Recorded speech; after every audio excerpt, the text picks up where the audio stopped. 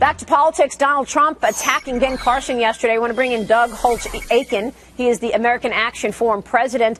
Doug, thanks so much for joining us. I want to get your take on the tax plans. But first, what is your observation of Donald Trump's comments about Ben Carson?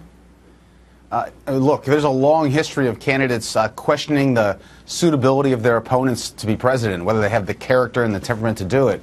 But when they do that, they usually display the character and the temperament to be president in the process. I don't think Donald Trump accomplished that. Yeah, I mean, it's hard to hear some of the attacks. It really is an ugly business, I guess. I don't know. The Republican presidential candidates, of course, are competing to propose dramatic changes to tax policy. I want to ask you, as you've looked at all of these plans, what you think about it. First, let's talk about Donald Trump's plan and what he said yesterday. Listen to this, Doug. Mine is going to be dynamic. First of all, it's called simplification. I'm simplifying and substantially reducing rates. Corporate rate is going to be 15% to bring money back into the country. You know, we have $2.5 trillion out that we know of. We think it's going to be much higher than that. To bring money into the country, it's going to be 10%. So his goal has been to make sure that he addresses all of the money sitting on international markets. He wants that money from multinational companies to come back to the U.S. What's your take on the overall tax plans from these candidates?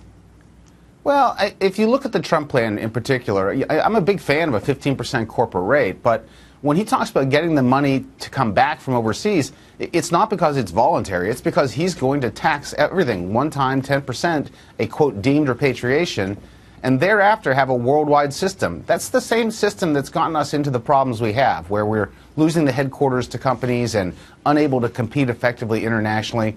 I think it'd be much wiser to move toward a system closer to what our rivals have, where you tax only on the basis of what you earn in the United States. And that's what the Bush plan would do. That's what the Rubio plan would do. That's what most of the other candidates are proposing. It's one of the big differences in these tax plans, where everyone's in favor of growth, everyone's in favor of a lower set of rates, returns to saving investment and innovation being taxed less heavily. But there are some important differences between the plans. Yeah, let's talk about the differences, because I want to make sure viewers understand how to distinguish each plan. I mean, they all want to take corporate taxes lower. They all certainly want government to get smaller. But when you look at, for example, a Marco Rubio plan, he's got the highest individual tax rate at 35% when you look at the highest earners. And that's basically to pay for his child tax credits, correct? Yes, he's got a very ambitious child credit. It's an expensive, new entitlement program, quite frankly. It's a refundable tax credit. Looks a lot like the earned income tax credit in the current system. When you look at his plan, and you ask yourself, what does this plan reveal? The values in the Rubio plan are growth. It is basically a very aggressive pro-growth plan, despite the high rate. The base rewards saving and investment. But it's also about families, and he's spending a lot of money for those people who have children, and that's how he has to keep the rates up. All right, so then you've got somebody like a Ted Cruz with a 10% income tax and a 16% business tax. And then, of course, you mentioned Jeb Bush's plan. Whose plan do you think is best in terms of moving the needle on economic growth?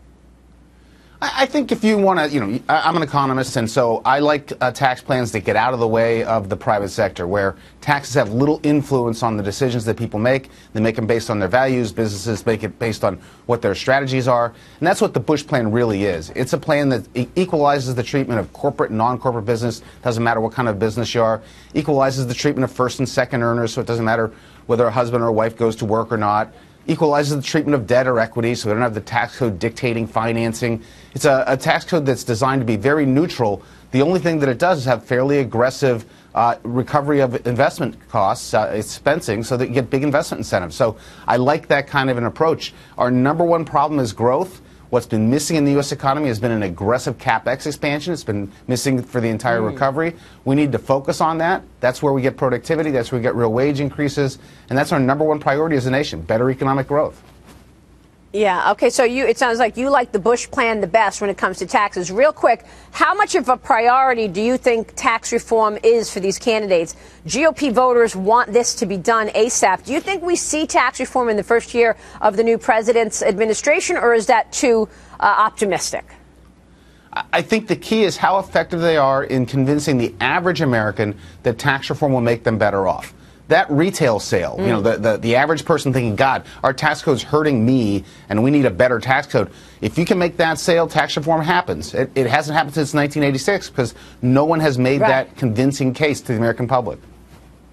Wow. All right. Well, we'll see. Doug, good to see you. Thank you. Good to see you. Doug Holtz-Eakin there. Coming up.